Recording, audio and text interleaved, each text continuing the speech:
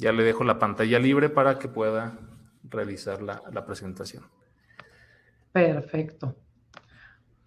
Pues muchísimas gracias primero por la invitación para estar aquí con todos ustedes platicando de este tema que vaya que ha dado mucho de qué hablar en los últimos meses, sobre todo, ¿no? Y gracias a todos ustedes que se dieron el tiempo y la oportunidad de estar con nosotros. Ya vi que nos visitan de muchas partes de la República. Saluditos a todos en donde estén. En diferentes horarios, me imagino, y con diferentes climas. Aquí estamos algo frescos, pero todavía tranquilo, ¿no?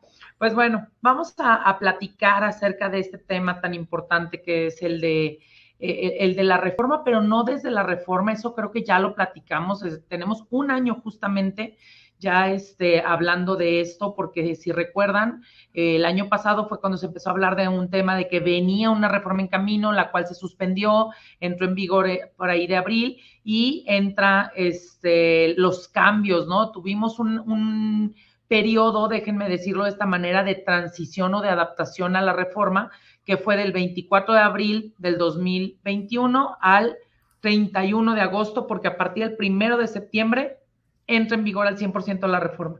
Y esto nos dio un tiempo para hacer cambios desde objetos sociales, un tema de cambiar trabajadores de una empresa a otra, cambiar primas de riesgos de trabajo, etcétera, etcétera, ¿no? Hubo una serie de cambios que tuvieron que haber en las empresas, ya ocurrieron, y muchos decían, bien fácil, ¿no?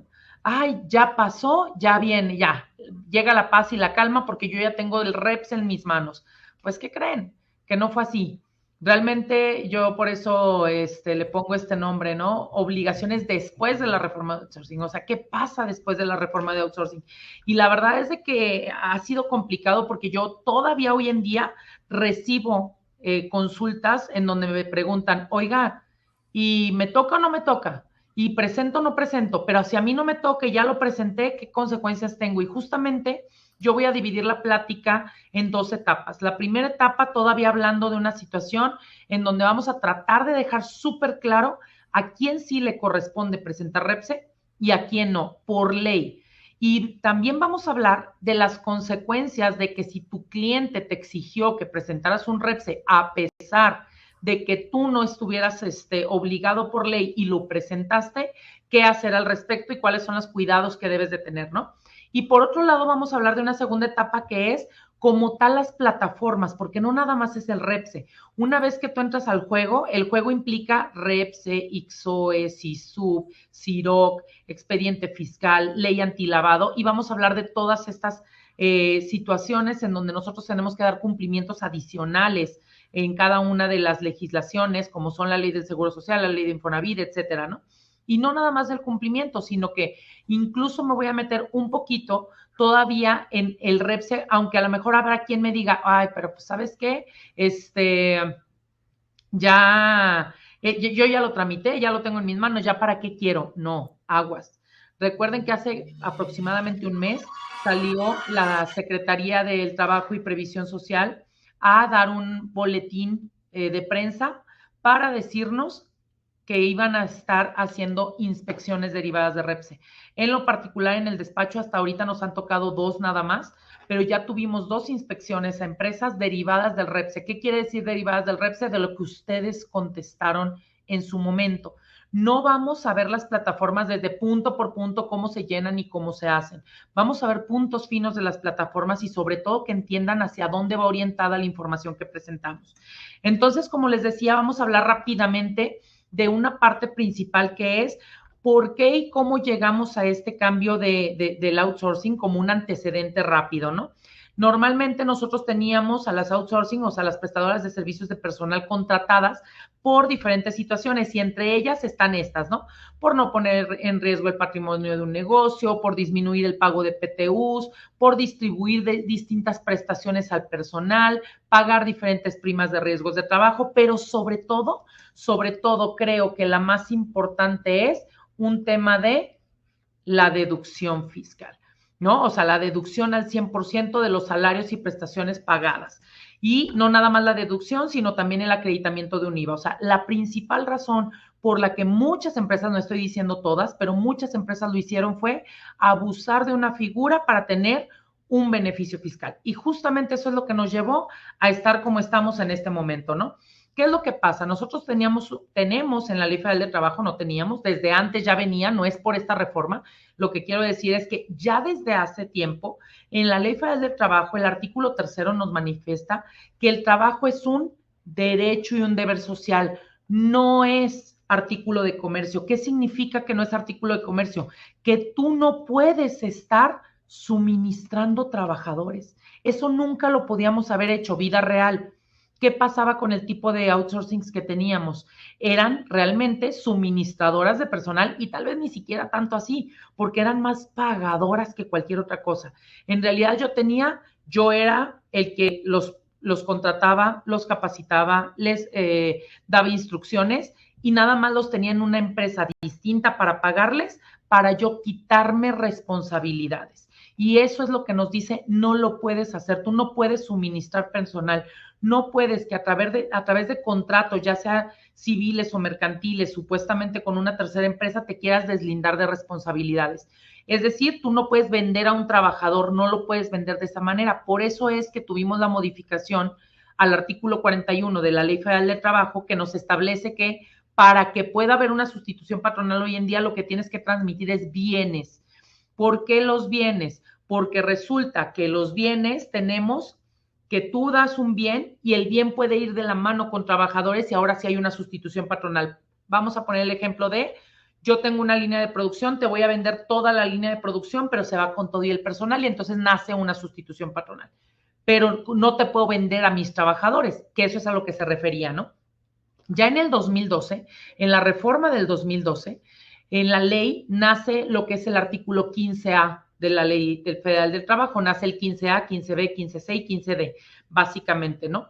En estos lo que pasa es que nos trata de regular a las prestaciones de servicios de personal y ya nos decía algo muy importante y si se fijan, esto que decía es lo mismo que tenemos hoy en día. No podrás abarcar la totalidad de las actividades. Es decir, no puedes seguir teniendo empresas fantasma. ¿A qué me refiero con empresas fantasma? Aquellas empresas en donde producen, venden, facturan sin trabajadores porque todos los tenías subcontratados, ¿no? Eso no estaba permitido desde el 2012. Debes de justificar la contratación con terceros por su carácter especializado. ¿Qué no hoy en día estamos hablando de servicios u obras especializadas? Ya lo decía. También en aquel momento nos hablaba de un tema de especialización y nos dice, no podrá contener tareas iguales o similares a las que tú desarrolles, o sea, objeto social y actividad preponderante, que es lo que tenemos hoy. ¿Se fijan cómo el 2012 ya regulaba muy similar a lo que tenemos hoy en día? Entonces, ¿cuál es el cambio?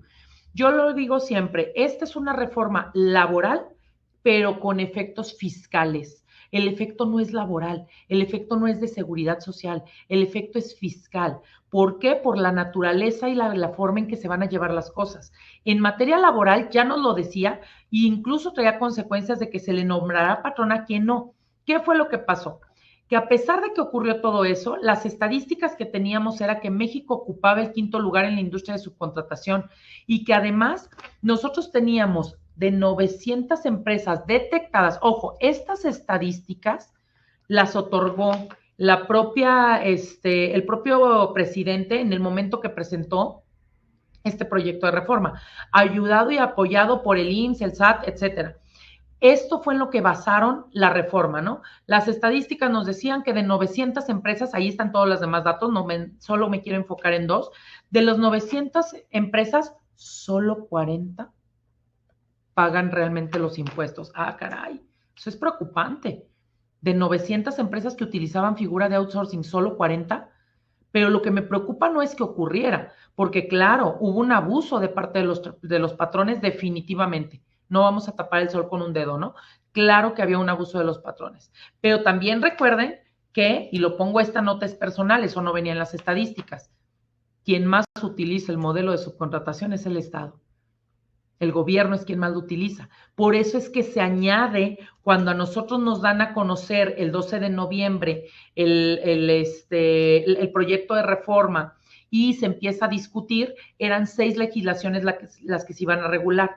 En el Inter se detiene la discusión de esta reforma para que entren el sector empresarial, el sector obrero y el sector gubernamental a discutir el tema, sobre todo del impacto que iba a tener. De ahí sale que se depura o se pule y nace el tema del PTU, y también se le agregan 2 legislaciones más, que son la ley reglamentaria del artículo 123 constitucional y la ley federal para los trabajadores al servicio del Estado. Es decir, meten al carril también al Estado. Sin embargo, para ellos va a entrar en vigor apenas hasta el 1 de enero del 2022, pero también los meten en el carril, ¿no? Y no fue hasta el 2021, el 23 de abril, que nosotros ya habíamos publicado oficialmente la reforma con entrada en vigor el 24 de abril. Ojo, y esto es bien importante, entrando en vigor el 24 de abril. ¿Por qué es importante? Pues porque resulta que hay muchas situaciones. A mí me han preguntado mucho, y el ISOE me dice que yo presente, o el SISU, para efectos de presentar los contratos, yo recibí el REPSE hasta, no sé, agosto. ¿Tengo que presentarlo de abril? ¿Estabas ya trabajando en abril? Sí, sí lo tienes que presentar, porque la ley entró en vigor el 24 de abril, al día siguiente de su publicación. Oye, pero es que sería ser retroactivo. No, la ley entró en vigor el 24, la plataforma estuvo abierta hasta después, hasta julio, finales fue cuando nos la pusieron en disposición, pero sí, desde abril tendrías que haber estado manifestando.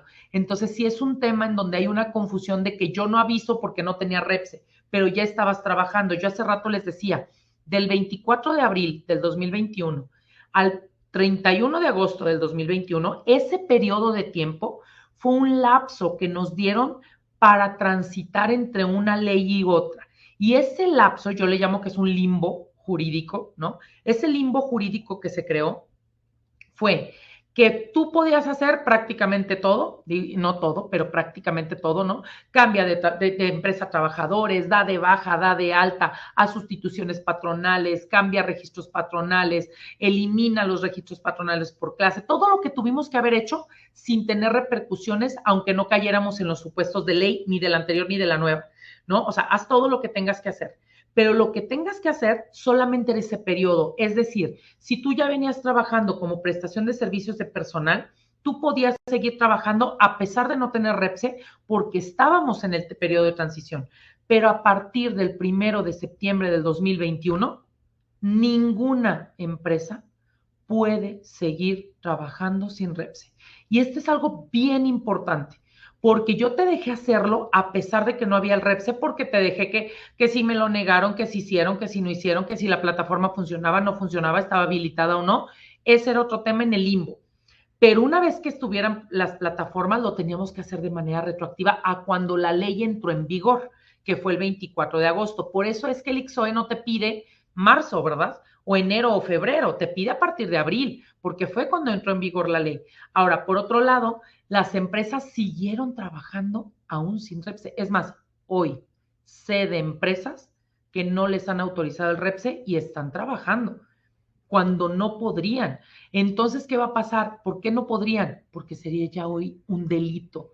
Hoy es un delito el que tú trabajes sin REPSE cuando eres una prestación de servicios u obras especializadas en donde prestas personal, que son de las que vamos a ver ahorita en un momento. Entonces, hoy ya no podrías estar laborando y hoy tendrás que detener eso hasta que tengas el REPSE. Vida real, la gente sigue trabajando. Oye, pero ¿cómo voy a facturar? Les están deteniendo las facturas. Mi pregunta va a ser, ¿cómo le vas a hacer para facturar estos periodos? Porque si tú hoy tienes el REPSE y quieres facturar hoy lo de agosto, lo de septiembre y lo de octubre, que ya pasó, y no tenías REPSE, porque el REPSE tiene fecha de ahorita, y ahorita quieres facturar esos periodos, pues no me le vayas a poner que son los servicios de septiembre y de octubre. Te vas a meter en el problema de la no deducibilidad, del no acreditamiento y además el delito para efectos de haber estado trabajando sin ellos, ¿no? En la exposición de motivos, cuando nos la presentaron, y déjenme meterme un poquito en exposición de motivos para entender la reforma y poder entender, y es como los quiero ir llevando de la mano a entender a quién sí le toca y a quién no le toca la presentación. Nos dice el punto 2 de la exposición de motivos que la Organización Internacional del Trabajo en el 2006, nosotros ya tuvimos una reforma, y me regreso un poco, en el 2012, derivado de ese 2006, o sea, no es para ahorita, que en el 2006 emitió una recomendación 198 sobre las relaciones de trabajo. Esa recomendación lo que hacía es que los estados que forman parte de la OIT, entre ellos México, debían instrumentar una política nacional. ¿Qué es una política nacional? Una regulación a través de leyes, códigos, reglamentos, como quieras, pero tienes que regular que haya una protección efectiva de los derechos de los trabajadores. Si nosotros nos vamos a esa recomendación 198, ustedes la pueden encontrar directamente en la página de la OIT. Yo nada más les traigo el resumen del punto 4, el inciso B, que es el que habla específicamente de lo que quiero abordar, que son, dice que debemos de luchar contra las relaciones de trabajo encubiertas. ¿Qué es una relación de trabajo encubierta? Es aquella que a través de acuerdos contractuales, es decir, contratos civiles o mercantiles con terceros, ocultan la verdadera situación jurídica de los trabajadores y el empleador no quiere considerar al trabajador como si lo fuera. Entonces, ¿qué pasa? Las pagadoras que teníamos, ¿no? En donde yo digo, no es mi trabajador, mira, es de él, ahí está el contrato. Cuando no es cierto, en realidad era tu trabajador y ella nada más le pagaba. Eso es lo que viene a atacar esta reforma principalmente. El punto 8 de esa misma exposición de motivos nos dice que la figura de subcontratación, y fíjense bien, y aquí quiero resaltar esto y que se nos quede bien grabado, figura de subcontratación. Cuando nosotros hablemos en materia laboral, es decir, Ley Federal del Trabajo, y se utilice la palabra subcontratación, estamos hablando de subcontratación de personal, aunque no traiga las palabras de personal. ¿Por qué? Porque lo que regula la Ley Federal del Trabajo son las relaciones de trabajo. No puede regular una cosa distinta. Entonces nos decía, la figura de subcontratación ya estaba regulada desde el 2012, por eso leímos el artículo 15A, justamente que decíamos, no puede abarcar la totalidad, etcétera, etcétera, el 15B, el 15C y el 15D.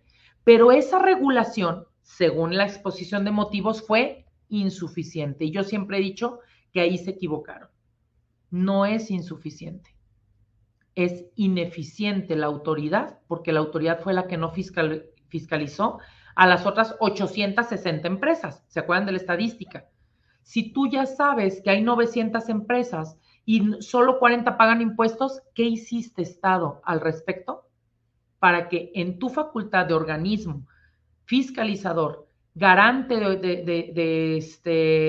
que tiene que darle las garantías a los trabajadores, ¿qué hiciste para proteger a esos trabajadores con las otras 860? Entonces, en realidad era insuficiente, porque lo que dice la anterior y lo que dice la actual es lo mismo.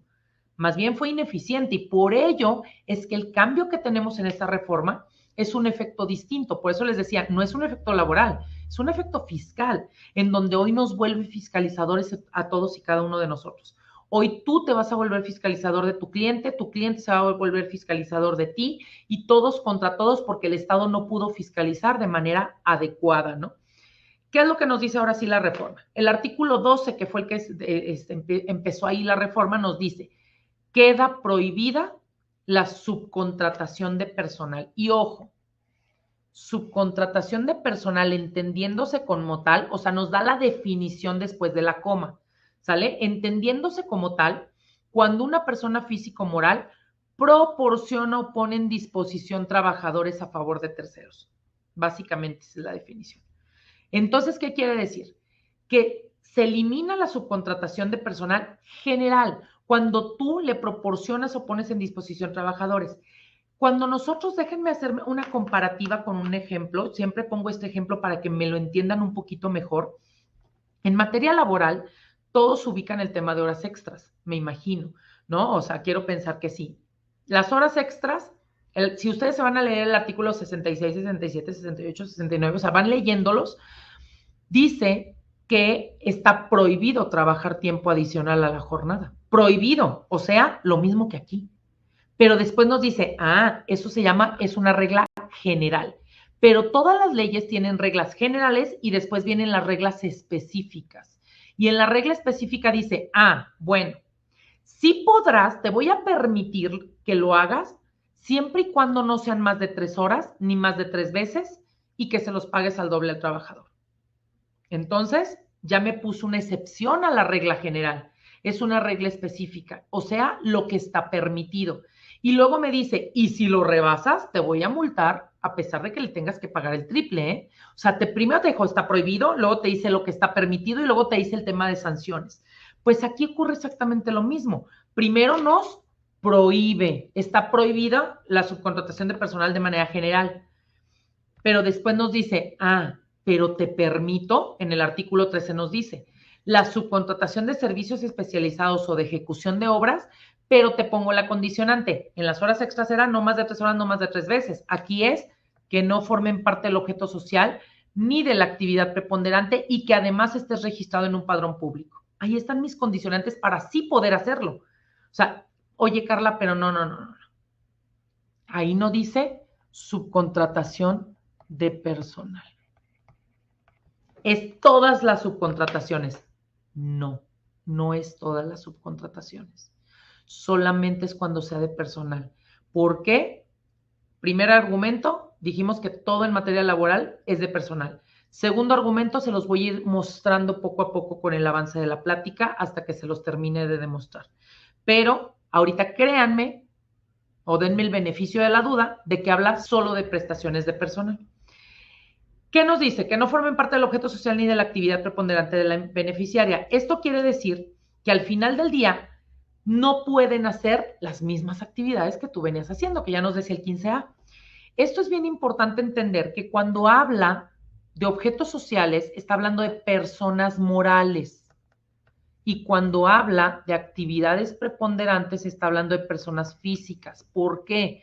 Porque yo tengo empresas, personas morales, que dicen, es que yo mi 90% construyo y el 10% administro, entonces no es mi actividad preponderante. Entonces puedes, a ver, pausa. No es tu actividad preponderante, pero está en tu objeto social. Pues sí, pero no es mi actividad, es que así de simple. Tú no puedes hacer nada como persona moral si no está en tu objeto social. Entonces, ¿para qué me pone la actividad preponderante? Porque las personas morales tienen objetos sociales, las personas físicas no. Entonces, en las personas físicas tenemos que analizar cuál es la actividad preponderante de acuerdo a qué, al giro que manifestaste ante Hacienda, el giro ante el IMSS y tu facturación. Por eso es que se divide. No significa que la actividad económica preponderante de la persona moral, ahí no podría aplicar porque siempre esa estará en su objeto social, porque si no, ni siquiera podrías hacerlo. No estarías facultado para hacerlo porque tu objeto social no te lo permite. O sea, hasta ahorita tenemos que sí está permitido dar servicios de personal que no formen parte del objeto social ni de la actividad económica preponderante de la empresa. Pero también tenemos un segundo permitido, los servicios u obras complementarias, que no es lo mismo que los servicios u obras especializadas. Las especializadas son, ahorita vamos a ver de manera general, las complementarias o compartidas es cuando se prestan entre empresas del mismo grupo empresarial, lo que antes le llamábamos insourcing, ¿no? Y también dice, siempre y cuando no formen la actividad preponderante y también estén en el REPSE, ¿no? De acuerdo al artículo 2, fracción décima de la Ley Mercado de Valores, que yo se los copié aquí lo que dice para que no vayan y lo busquen, ahí está copiado y pegado textual. ¿Qué significa? Que cuando tú tengas un esquema de participación, no importa si es directa o indirecta, es una actividad complementaria. Cuando estamos hablando de una holding que tiene al resto de empresas, que son las que las administran, una estructura muy compleja, es muy fácil entenderlo, pero basta con que tengan socios compartidos para que se conviertan en servicios complementarios o compartidos. ¿Cuál es la diferencia entre esta y los especializados? Y se los digo porque voy a hacer un paréntesis. Yo ya tengo el caso y va a ser el primer tip que les puedo dar. Váyanse a revisar sus REPSes a quienes ya lo tramitaron. Léanlos completos. Yo tengo casos en donde en el REPSE, el punto X del REPSE dice, sí te lo autoricé, sí puedes trabajar, siempre y cuando le trabajes exclusivamente a la empresa La Patita porque es un servicio complementario. Ese caso que ocurrió por primera vez, a mí me habla un amigo y me dice, oye, me ocurrió esto, ¿cómo que solo le puedo trabajar a esa empresa? Cuando lo leo, le digo, sí, es que te diste de alta como servicios u obras complementarias, no como servicios u obras especializadas. La especializada le puede dar el servicio a quien le dé la gana. La complementaria o compartida, solo a su grupo de empresas. Me dice, oye, pero esa ni siquiera es mi empresa, entonces te equivocaste garrafalmente. tuvo que hacer toda una serie de procesos para revisarlo. Revisen sus repses. Y por último, tenemos dentro de este grupo, cuando nosotros tenemos que, y lo pongo como una pregunta, ¿puede la Ley Federal del Trabajo regular los contratos civiles o mercantiles? Hace rato se los dije. No, no puede regularlos. ¿Por qué no puede regularlos? Porque no tiene la facultad de hacerlos. Entonces ahí entran los servicios independientes. Sí son servicios u obras especializadas, pero son independientes. ¿Qué quiere decir independientes? Que lo hago con mis materiales, mis herramientas, mi equipo, mi maquinaria, mi mano de obra, y lo que te entrego con todo ello es un producto terminado y tú no tienes injerencia con los trabajadores. No te los proporciono ni te los pongo en disposición. En ese caso lo tenemos de esa manera. El material, me imagino, se los van a hacer llegar. Ahí en la parte de abajo les dejo el link, que Prodecon también ya se manifestó al respecto en este sentido, ¿no? Entonces, si nosotros ponemos un ejemplo de estos casos y vamos viéndolo ya en resumen lo que acabo de decir en un solo contexto, tenemos que la reforma se va a ver desde dos ópticas. Estas dos primeras que vamos a ver aquí es lo que regula la Ley Federal de Trabajo, es lo que regula la reforma. Esto no juega en la reforma.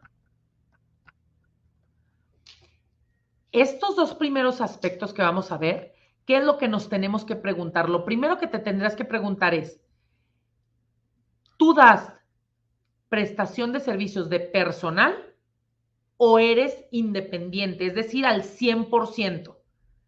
No, solamente proporciona personal porque el otro pone los materiales, herramienta y equipo y yo nada más le doy al personal. Ah, entonces estás en cualquiera de estas dos figuras. Ahora hay que ver si está prohibido. Presto personal, pero como lo pones en disposición o lo proporcionas y además es parte del objeto social del tercero, no puedes hacerlo.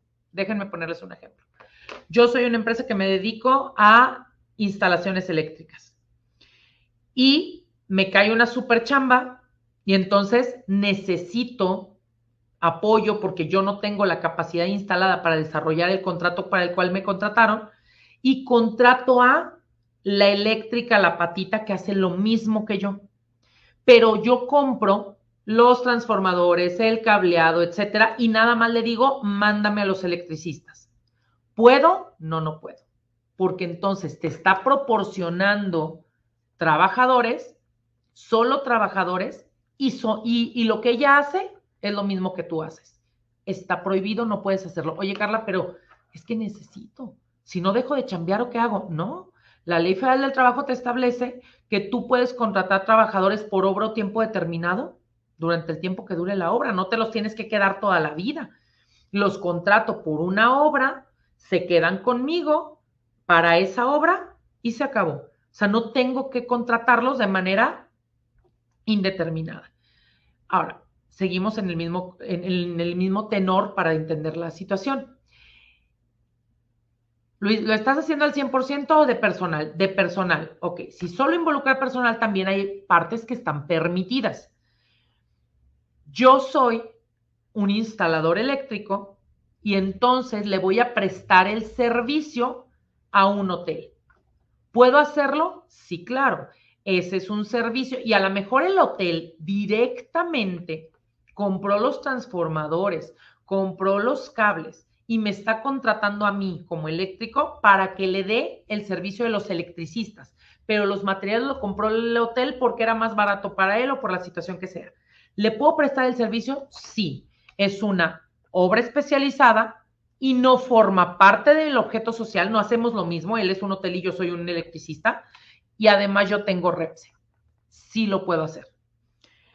Oye, pero además yo tengo, sigo siendo la instaladora eléctrica, pero resulta que somos 2 o 3 instaladoras eléctricas, o sea, tengo varias empresas yo mismo. A lo mejor una instaladora eléctrica, la otra de construcción, la otra de vende dulces, no lo sé. Somos un grupo de empresas que la familia creamos y tenemos a una empresa que nos lleva la administración o la contabilidad de todas. ¿Se puede? Sí, porque esta es eléctrica, esta es dulcera, esta es diferentes cosas. No hacemos lo mismo que ella, que se va a dedicar a la contabilidad, no forma parte del objeto social, sí va a sacar un REPSE y solamente nos da el servicio a nosotros como parte del grupo, solo a nosotros. La diferencia, dijimos, entre esta y esta es que servicios especializados es para quien sea, cualquier persona me puede contratar. Y en servicios en complementarios, sale complementarios, no especializados, solamente es entre el grupo de empresas. Esa es la diferencia. Ok, sigo siendo la instaladora eléctrica. Me cae el contrato de la vida, como en el primer caso que les dije que estaba prohibido. Oye, pero es que yo no tengo la capacidad instalada. Está bien, contrata a tu amiga instaladora eléctrica vecina, que se llama la patita y tú eres la casita.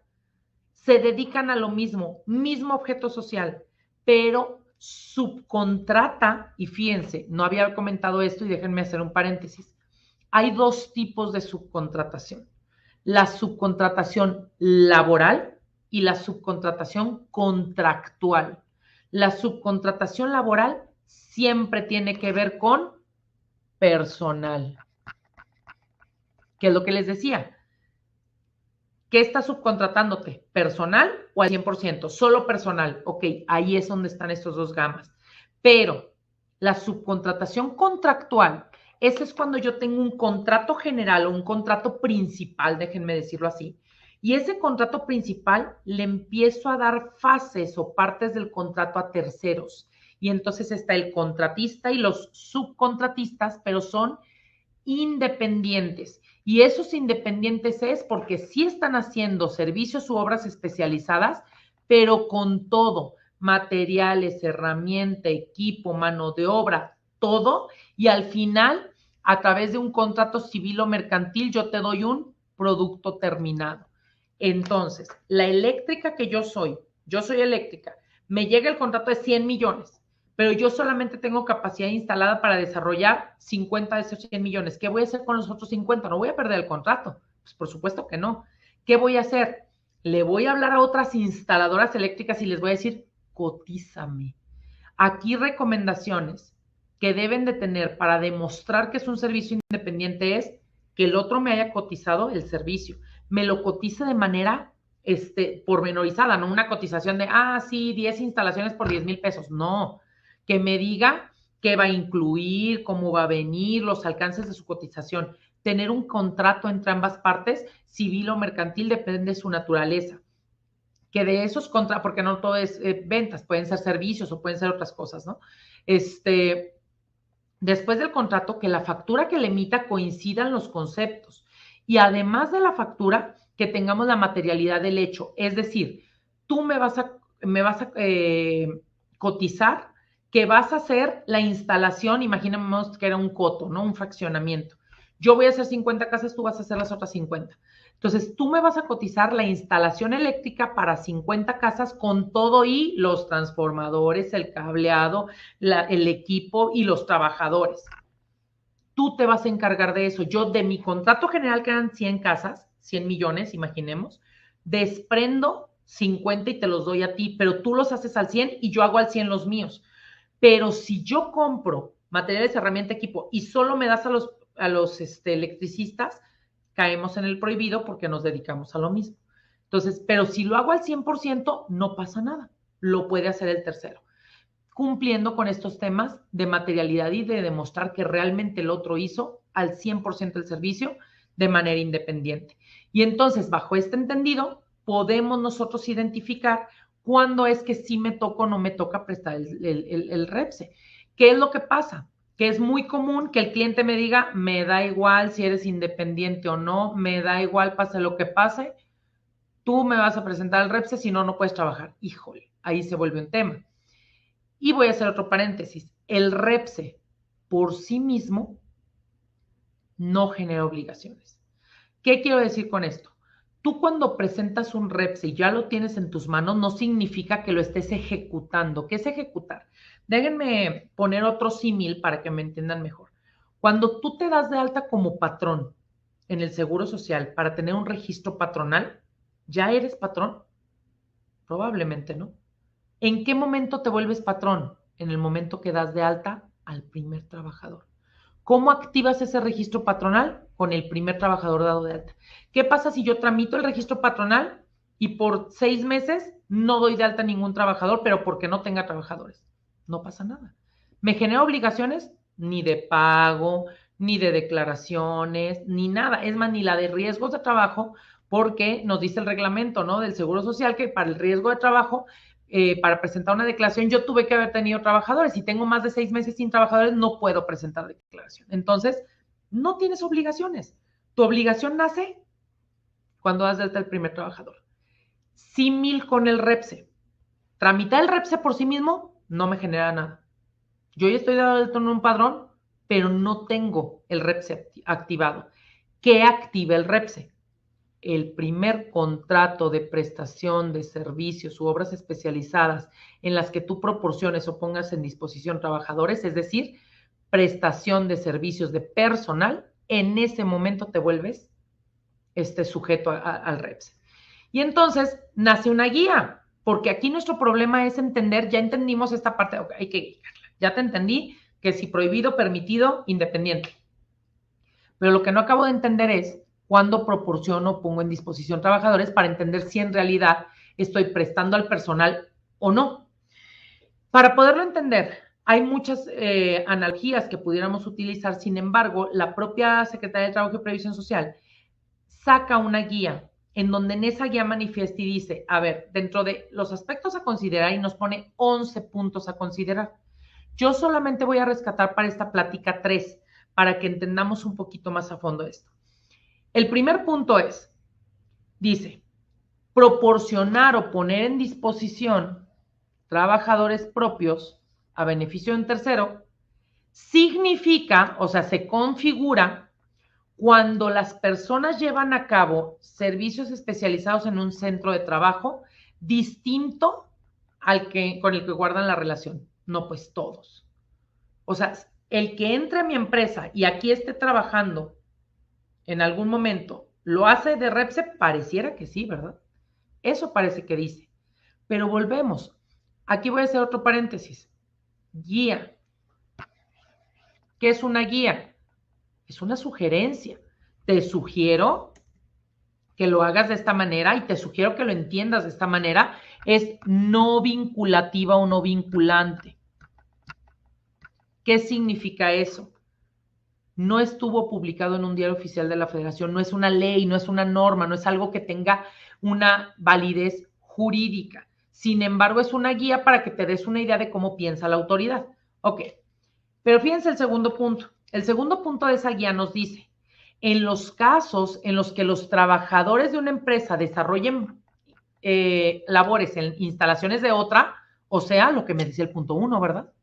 En el caso en el que ocurra lo del punto 1, se considerará que proporcionan o ponen en disposición personal a favor de terceros cuando sea de manera permanente, indefinida o periódica. ¿Dónde está que diga eventual? El eventual no entra. Vamos a poner un ejemplo. Seguridad privada. Seguridad privada me proporcionan trabajadores, me los ponen en disposición de manera permanente e indefinida. Limpieza. Todos los lunes va doña X a limpiar la oficina y me la manda una empresa. Periódicamente, indefinidamente, de manera periódica. Pero un eventual, aunque sea por una temporalidad amplia, sigue siendo eventual. Y el tema es poner en disposición y proporcionar. Dentro de los 11 puntos hay una situación que no manifiestan y que se las recomiendo, que les puede ayudar bastante y que nos ha ayudado a nosotros en juicios que hemos llevado a cabo y que no lo dice. Nos dice, nada más que no deben de estar subordinados, ok, pero ¿qué pasa si yo los dirijo, superviso, capacito o les asigno tareas? Eso también es poner en disposición. Ya hay de decir, hoy, ¿cuál es la diferencia entre ellas? Si yo te digo cómo hacer tu trabajo, te estás subordinando a mí. Esa es la subordinación, que te digan cómo hacer tu trabajo. Pero es diferente decirme cómo hacer mi trabajo a que me digan, ponlo más arriba, ponlo más abajo, ya ponlo como tú quieras, pero yo lo necesito, o sea, dirigir, o ponlo de este lado o ponlo del otro. Por ejemplo, mantenimientos de cómputo, ¿no? Servicios de cómputo. Yo tengo una póliza empresarial que vienen y me hacen mantenimientos. ¿Me los ponen en disposición? Seguramente sí. Sí me tendré que dar de alta. ¿Por qué? Porque cuando la persona va a venir mes a mes, una vez al mes viene a mi empresa, pero en cuanto cruza la puerta de mi empresa, yo le digo, oye, revisa el equipo de Juanita, revisa el equipo de Pedrita, el equipo de Juanita está fallando, yo lo dirijo, o lo superviso, o lo capacito, o le asigno tareas, entonces sí lo estás poniendo en disposición o proporcionando. Vuelvo al caso del tema de seguridad privada.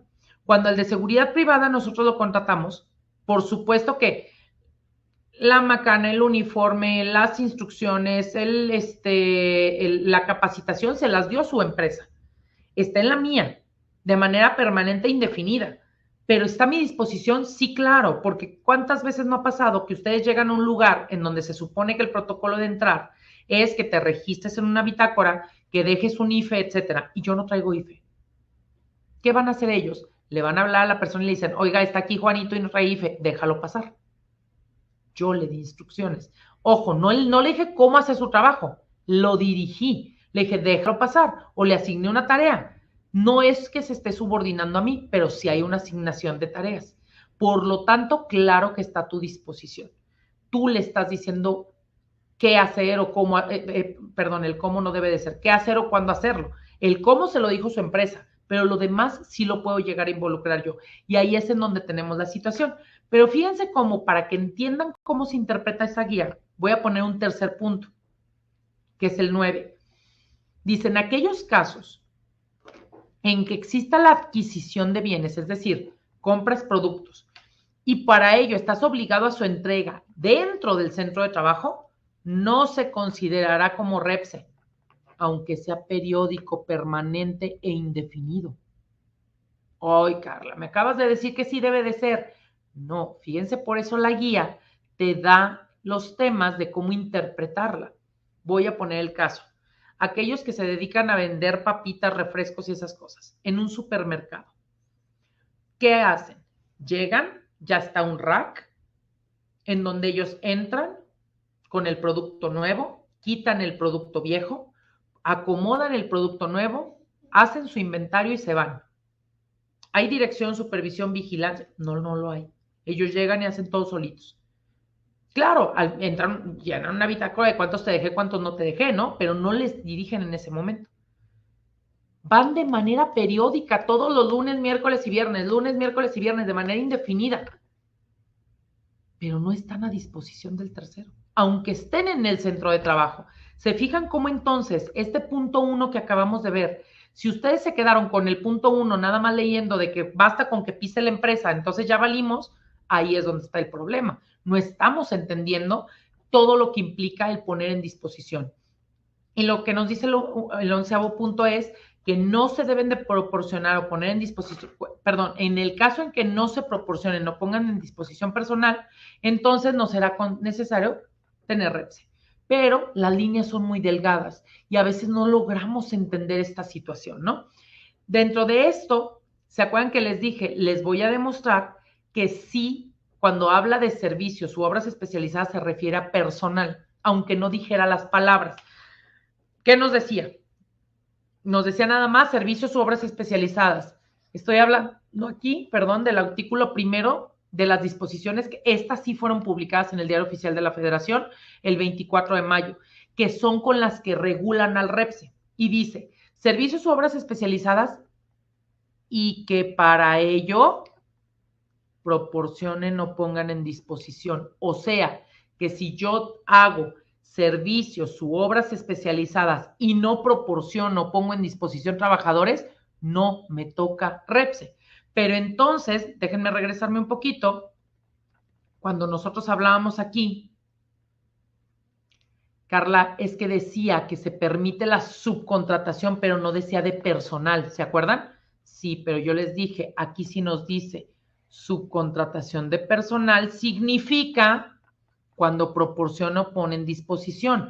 Aquí no nos dijeron de personal, sin embargo, tan se refería a eso que en donde lo corrigen, porque se dan cuenta de esta situación, porque fue un tema, nos dicen en el artículo primero, sí manifestado dentro de las disposiciones, y que para ello pongan en disposición o proporcionen trabajadores. O sea, la misma definición de la que yo les venía hablando desde el inicio. ¿Qué quiero decir en resumen? Que cuando estemos hablando de REPS, estamos hablando de prestación de servicios de personal. Pero tiene que ser especializado. Quiere decir que no forme parte del objeto social o de la actividad preponderante, pero que sí lo que estás proporcionando es personal. Y aquí es en donde nos vamos a empezar a encontrar con la situación de qué significa ser especializado. Y especializado también nos lo ponen las disposiciones y nos dice, es cuando tú sustentas que tienes licencias, permisos, equipamientos, tecnología, etcétera, especializado para ello. ¿Qué nos pasaba con las pagadoras? ¿A cuáles va a eliminar? A las pagadoras. ¿Qué nos pasaba con las pagadoras? La pagadora no era especialista en nada, era especialista en administrar personal, no en personal especializado. ¿Por qué? Porque te decían, yo te proporciono albañiles, pero en realidad la prestadora de servicios tenía las palas, los picos, la capacitación de albañilería, etcétera. No. Seguridad privada, yo te doy seguridad privada, pero en realidad tenía los permisos para dar servicios de seguridad privada, las capacitaciones, la macana que le daba, el uniforme, no. ¿Qué era lo que hacían las outsourcing antes de esto? Eran administradoras de personal, no prestadoras de personal especializado, que es lo que trataron de regularizar desde el 2012, pero que no fue la forma adecuada y que ahorita lo están tratando de hacer a través de estas manifestaciones, ¿no? ¿Qué es lo que tenemos con el registro? Para podernos registrar nos pide una serie de requisitos y yo me quiero ahorita nada más enfocar en este. ¿Por qué? Porque al final del día, un requisito indispensable para tramitar REPS es que tengas Fonacot. Y me encanta porque las empresas dijeron, yo me meto y no me lo pide, no lo valida, pues aviéntatelo aún sin Fonacot. Y ahorita no saben la cantidad de cancelaciones de REPS que hemos estado teniendo porque no tienen Fonacot. Porque ahorita con calma la autoridad está revisando y ¿qué crees? Pues no tienes Fonacot, te canceló el registro. Yo te dije que ese era un requisito. Tú no lo cumpliste, pues por supuesto que te voy a cancelar el registro. Entonces son los temas a los que se están enfrentando ahorita, ¿no?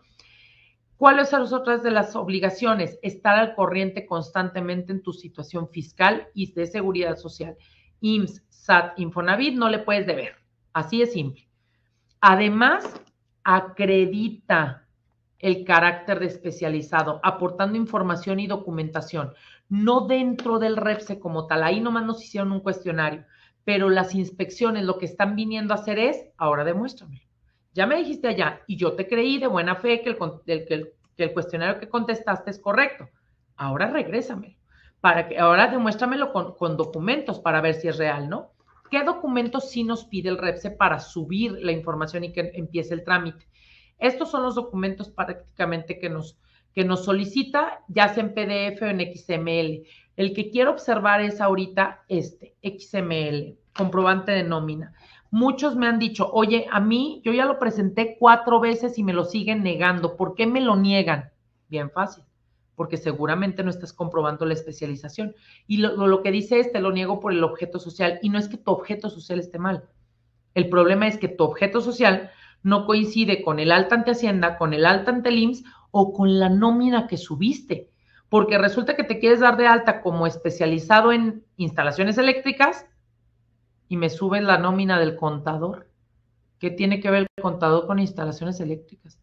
Yo esperaría ver en el puesto timbrado, pues instaladores, ¿no? Y no los tienes. Entonces son las cosas que empezamos a tener situaciones de negativas. Dentro de la plataforma, les decía, ya dentro de la plataforma, yéndonos en la parte operativa, tenemos que, no voy a ver toda la plataforma, solo quise destacar ahorita por el tiempo que tenemos puntos muy, muy finos e importantes. Actualmente sí es cierto que no lo valida, pero tú tienes 4 meses para que entonces Como no te lo valida, te va a dejar avanzar con el tema de Infonavit. Te dice, está bien, tu opinión salió positiva en el SAT, tu opinión salió positiva en el IMSS, pero salió negativa en el Infonavit y a pesar de eso te permite tramitarlo. Tu REPSE va a venir con una nota en donde te condiciona ese REPSE a que si en los siguientes 4 meses tú no aclaras la situación, te lo va a cancelar. Entonces, ojo a aquellos que tienen condicionante. Y también, ojo a aquellos a quien caen en negativa posteriormente. Revisen sus REPSes a ver si trae alguna condicionante, ¿no? Ese es un tema bien importante, porque van a tener que contar 4 meses a partir de la presentación para que no te lo cancelen. Otra de las situaciones es que el catálogo que tenemos aquí vinculado es el del IMSS, del artículo 196 del IMSS.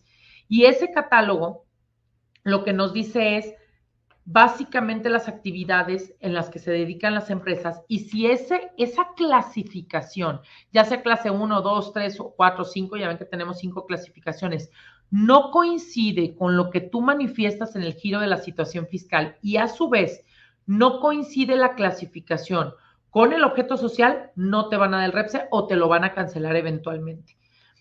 ¿Qué pasa? Que una vez que tú tienes ya esto, te va a llegar un cuestionario. Ese cuestionario que ustedes llenaron, insisto, no voy a ver todo el cuestionario. Solo quiero ver los puntos finos en donde tienen que observar que son las inspecciones que tuvimos ahora hace un momento por el tema de el derivado del REPSE. Se dividen estas 5 categorías: condiciones de trabajo, seguridad, higiene, capacitación y adiestramiento. De hecho, la revisión que te llega es en las 3 materias, ¿sale? Te llega en condiciones generales, seguridad y salud en el trabajo y capacitación y adiestramiento. ¿Cuáles son las preguntas que yo quiero recalcar y que ustedes tendrían que preguntarse? ¿Qué contesté? ¿Qué contesté para ver qué tengo que fijarme? Te pregunta cuál es la vigencia de los contratos que tienes con los trabajadores. Si tú estás diciendo que tienen una vigencia menor a 1 año, o sea, que no son indeterminados, ¿estamos de acuerdo? Que tienen una vigencia menor. Espero que tú estés timbrando en tipo de contratos eventuales o contratos de ya sea capacitación inicial, prueba, obra determinado, tiempo determinado. Que ante el ITSE, cuando das de alta al trabajador, le pongas eventual de la construcción o eventual del campo, no indeterminado. Y que en el SUA estés pagando como eventual de la construcción o eventual del campo, porque ya estás hablando que son eventuales. ¿Qué es el pecado que cometen? A todo mundo me lo dejan por indeterminado y entonces no coincide lo que tú estás manifestando en una plataforma con lo que estás manifestando en otra. ¿Qué está haciendo ahorita el SAT, el IMSS, el Infonavit, todas las autoridades involucradas? Compartiendo este tipo de información para ver las incongruencias que estás teniendo. Lo mismo, ¿qué antigüedad tiene la empresa? Pues espero que esa antigüedad coincida con los tipos de contratos y coincida con lo que estés timbrando, con lo que estés manifestando. El tema del PTU, te dice que si tú pagaste PTU a los trabajadores en los últimos 3 años, si dijiste, ahí no hay ninguna respuesta es buena o mala, más bien depende de qué contestaste, es lo que tengas que tener armado. Si tú contestaste que sí tuviste PTU en los últimos 3 años, pues espero que hayas timbrado los PTUs pagados. Y si dijiste que no, pues esperemos que no tengas en los estados financieros PTUs generadas, ¿no? Otra de las preguntas que llaman mucho la atención es esta, y es bien truculenta. ¿Su empresa subcontrata personal para la prestación de servicios especializados? O sea, de sus servicios especializados. La única respuesta correcta ahí sí hay una sola respuesta correcta, es no. Porque si pusiste sí, fíjate lo que dijiste, que yo que estoy tramitando un REPSE de especialización, por ejemplo, de instalador eléctrico, contrato a eléctricos y dijimos que eso está prohibido, o sea que estaríamos cayendo en delito. Entonces, la única respuesta correcta debió de haber sido un no. En el tema de esta pregunta en particular, ¿en qué periodo se realizó el último recorrido de la Comisión de Seguridad e Higiene? Fíjense cómo no te preguntas si tienes comisión de seguridad e higiene, porque asume que tienes una comisión, porque es tu obligación. Las obligaciones de los patrones es tener 5 comisiones, así tengas un trabajador. Seguridad e higiene, capacitación, adiestramiento y productividad, PTU, Reglamento Interior de Trabajo, Cuadro General de Antigüedades. Entonces, asume que tiene la de seguridad y higiene. Oye, Carla, espérame, pero la de capacitación y adiestramiento, si yo tengo menos de 50 trabajadores, no debo de tener comisión. Ok. Cuando tú tienes menos de 50 trabajadores, no estás obligado a tener una comisión de capacitación, adiestramiento y productividad. Sin embargo, sí estás obligado al cumplimiento de la capacitación, adiestramiento y productividad, todo el capítulo que refiere a la Ley Federal del Trabajo. Y además, si manejas contratos en capacitación inicial o prueba, tienes que tener la comisión de capacitación y adiestramiento aunque tengas un trabajador. Entonces, ahí observen esa situación. Ok. Y la pregunta era, ¿en qué periodo realizó? Hay quien me dice, nunca, no hay un nunca y no le pude tachar. Entonces le puse pues más de un año, porque pues nunca. La única respuesta correcta era esta. ¿Por qué? Porque la NOM 019 STPS 2011 establece que las empresas están obligadas a hacer por lo menos un recorrido cada 3 meses. Si tú contestaste cualquiera de estas dos, lo que le dijiste a la autoridad fue, estoy incumpliendo en mis obligaciones. Las revisiones que hemos empezado a ver son por lo que contestaron. Y obviamente te llegan y te dicen, pues si no estás cumpliendo con tus obligaciones, voy a llegar yo a que cumplas las obligaciones, ¿no? Tenemos, ¿cuántas incapacidades por accidentes de trabajo has reportado en los últimos 2 años? Obviamente te debió de haber coincidido o con las ST7 presentadas o con las informativas en el CIAT, ¿sale? En el CIAT que debiste haber hecho. El CIAT es el Sistema de Información Sistema Integral de Aviso de Accidentes de Trabajo de la Secretaría de Trabajo y Previsión Social, en donde tú tienes que avisar todos los accidentes de trabajo que hayas tenido. Solamente te exime, según el Reglamento Federal de Seguridad y Salud en el Trabajo, te exime a presentarlos si tú presentaste las ST7 dentro de las 72 horas siguientes en el IMSS. Si no, sí tendrás que presentar CIAT. Y espero que la respuesta que hayan dado coincida con esos ST7. Otra de las preguntas truculentas, ¿cuentas con registro en el CIRSE? El CIRSE es el Sistema de Información de Capacitación Empresarial, a través del cual les dije, fíjate cómo aquí no te preguntó nada de la Comisión Mixta de Capacitación y Adiestramiento, justamente entendiendo, en la otra sí te habló de la comisión, en esta no, porque entiende que pues si tienes menos de 50 trabajadores no estás obligado, si no usas capacitación y prueba no estás obligado, entonces lo asume. No te habla de la comisión, pero así tengas un trabajador y no tengas obligación de comisión, tienes que estar dado de alta forzosamente en el CIRSE porque es parte de tus obligaciones. Y además de estar dado de alta, tienes que tener tus programas de capacitación anuales, más las capacitaciones certificadas, presentar tus DC1, DC2, DC3, DC4. Y entonces aquí, si tú contestabas que sí, te abre un link para que pongas el número de registro. Obviamente, quien ni sabía que era eso, le puso un no. Y ese no es, ven a revisarme porque tengo una omisión en la capacitación. Por eso se empezaron a abrir las inspecciones, ¿no? Entonces, básicamente, en el cuestionario eso es lo que, o sea, las preguntas más truculentas. Todas las demás no significa que no sean importantes, pero no tienen una trascendencia como estas que acabamos de hablar, para efectos de que se te derive una inspección derivado de ello, ¿no? Una vez que tú terminas de hacer el cuestionario, lo que te pide es que tú, se te van agregando aquí las actividades, puedes agregar tantas actividades quieras y lo que te pide es que subas tus registros patronales. Esos registros patronales, el catálogo de clasificación es el mismo que les decía del RACER y te pide el número de trabajadores totales. En el cuestionario te pregunta que cuántos trabajadores tienes de esa actividad. Ahí, por ejemplo, si tú tienes 100 trabajadores en el registro patronal, que son los que pondrías aquí, en la pregunta del cuestionario nada más pondrías los 8 trabajadores que se dedican a la actividad a la que estás registrando, ¿no? Ahí es en donde los vas a ver disminuidos. Agregas el tema de dirección fiscal y puedes ir agregando tantas sucursales tengas. Y aquí importante que las sucursales deberían de coincidir con las que tienes dadas de alta en Hacienda, obviamente, ¿no? Una vez que tú ya llenaste eso, te pide que subas una serie de información y documentación. Esta documentación, la problemática que tiene es que el peso máximo es de 2 megas. Por lo tanto, si no la puedes hacer y la comprimes demasiado, empezamos a tener la problemática de que ya no te deja subirla, perdón, no te deja leerla de manera correcta, entonces se vuelve ilegible y te empiezan a negar el registro, ¿no? Una vez que están validados todos los documentos, te dice, ¿estás seguro? Sí, y te va a dar tu registro. Es importante que captures pantalla. ¿Por qué? Porque resulta que no te manda un correo electrónico. Y sin esto, ¿cómo validas o cómo le dices que hay una positiva ficta, que es lo que vamos a ver?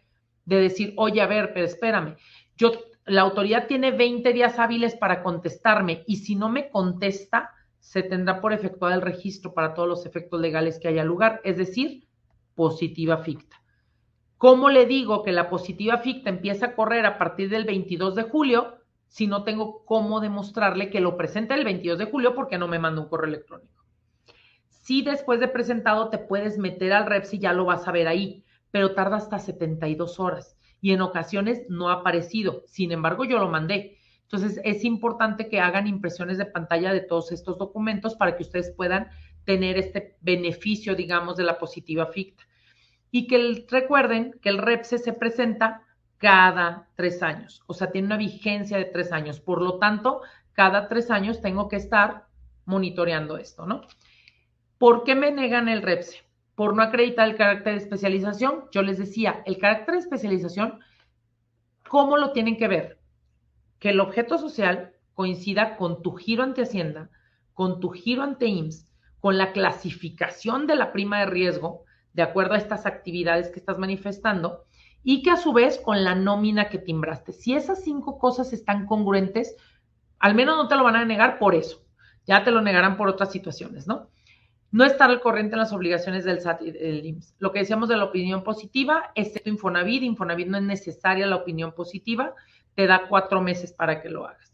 Cuando no cumplen los requisitos establecidos o cuando la información es falsa, ojo, requisitos y requerimientos establecidos en este acuerdo, o sea, Fonacot.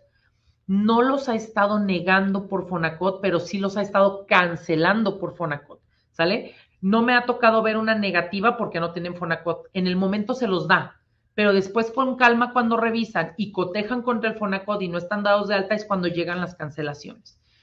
Proporcionar información falsa, negarse a atenderse o detectar que los requisitos no son correctos. ¿Por qué te cancelan? Estas dos son bien importantes. Es muy común que se crea que como yo soy el prestador de servicios, mi cliente me tiene que fiscalizar a mí pidiéndome que si el EXOE, si sube el... Él a mí, pero no nada más así. A mí me lo pueden cancelar por yo prestarle a él un servicio especializado no registrado.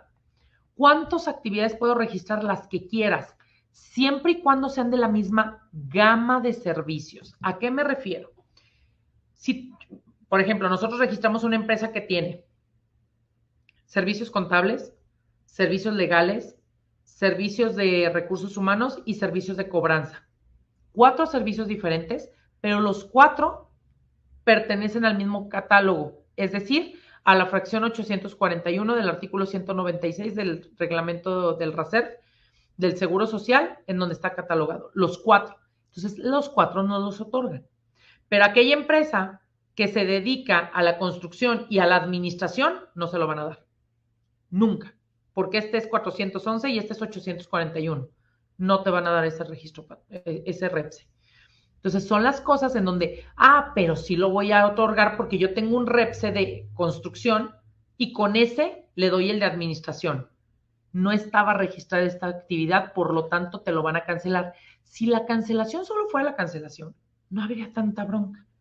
Pero no, una cancelación implica que las facturas que tú emitiste no son deducibles ni acreditables para el tercero y que además lo que hicieron fue un delito. Cancelación conlleva muchas consecuencias. Entonces, no podemos permitirnos cancelaciones. Otra cuestión, que es la segunda, que es importante. Yo les decía, creemos que siempre es de arriba para abajo y vean cómo no. También yo tengo que fijarme qué le estoy prestando al tercero. Por lo tanto, tú también le deberías de pedir, cada que te quieran contratar, a quien te quiera contratar, ¿yo qué le pediría? Su acta constitutiva, su giro ante Hacienda y su giro ante IMSS, para ver que en esas 3 no le preste yo un servicio a una empresa que sea parte de su objeto social o actividad preponderante. Porque si es de la beneficiaria el mismo objeto, a quien le van a cancelar es a mí. Ambos tenemos consecuencias y ambos tenemos que estarnos revisando y fiscalizando. Pero la que más me preocupa, y por eso la resalto, es que no existan créditos fiscales. Y ojo, ¿y por qué me preocupa y por qué la resalto?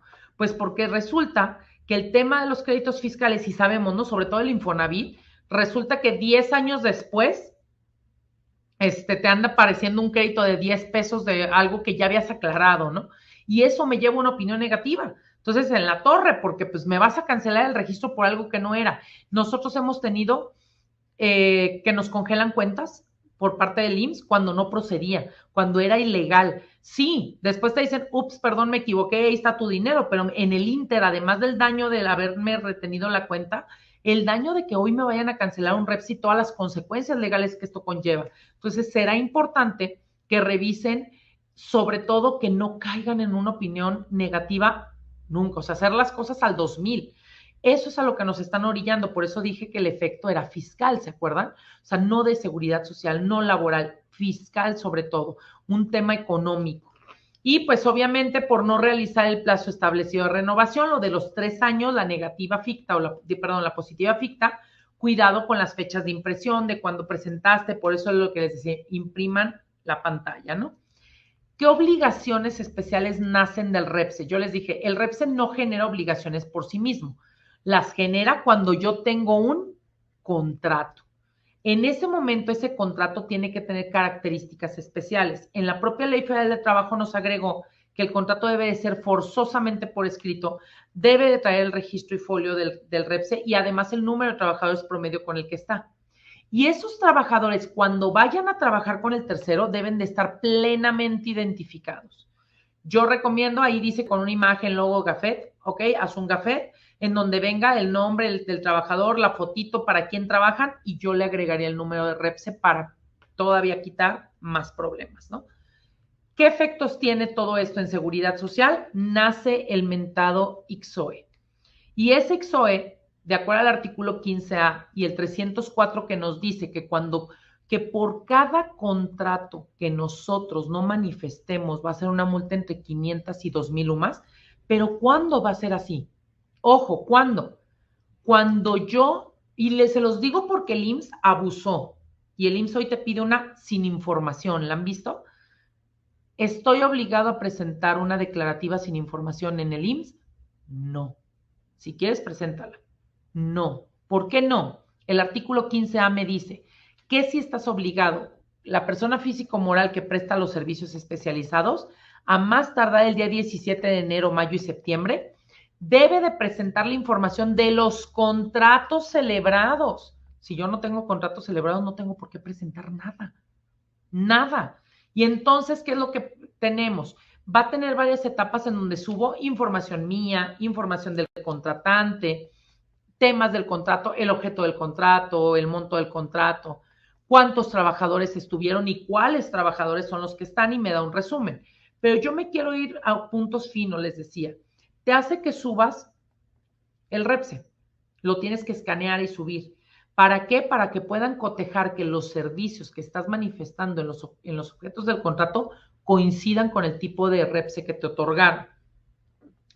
Nos pide, ¿se acuerdan que les decía? Nos manifestó Abril y ya les había comentado al inicio. Sí, claro, Abril sí se tiene que presentar porque fue cuando entró en vigor la ley, a pesar de que la plataforma estuviera en disposición posteriormente.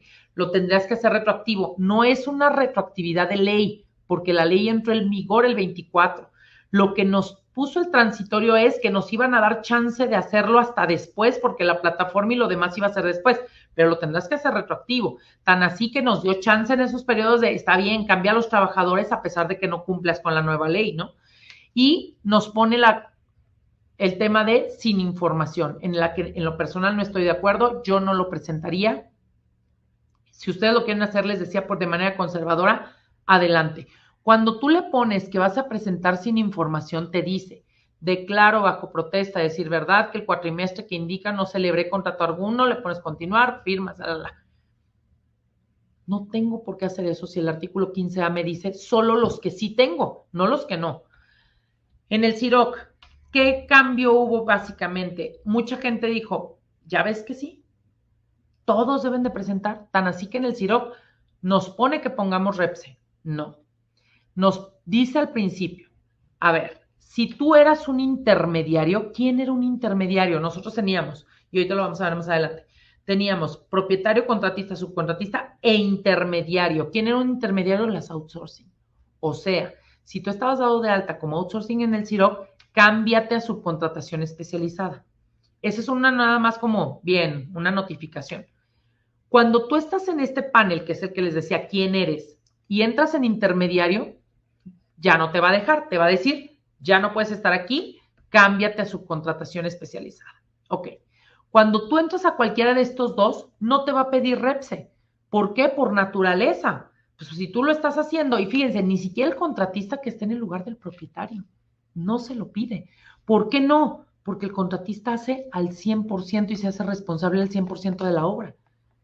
El subcontratista, si tú le das clic en el subcontratista, te va a preguntar, ¿eres o no eres obra especializada? No, no soy. Si le doy que no, me va a dar la misma estructura que teníamos en el CIROC anteriormente. Agrega este dato, pero es opcional que lo llenes. No es obligatorio. Yo no lo llenaría. Si le pones sí, sí soy, la estructura cambia. Me dice de manera obligatoria, es decir, si no, no te dejo avanzar, dime objeto de la obra, número de trabajadores que pones en disposición y número de REPSE, porque tú estás aceptando que estás prestando solamente personal al tercero. Cuando eres 100%, y me regreso, cuando tú eres independiente, de acuerdo a la estructura que vimos hace rato, y haces al 100% la obra con tus materiales, herramienta, equipo, te tocaría esta. Si tú lo haces solo con personal, es decir, el hotel que me contrató para que yo le diera el personal de instalaciones eléctricas, pero él compró el material y demás, yo tendría que llenar porque lo que le estoy prestando es solamente personal capacitado especializado. Ahí es donde tenemos que entender.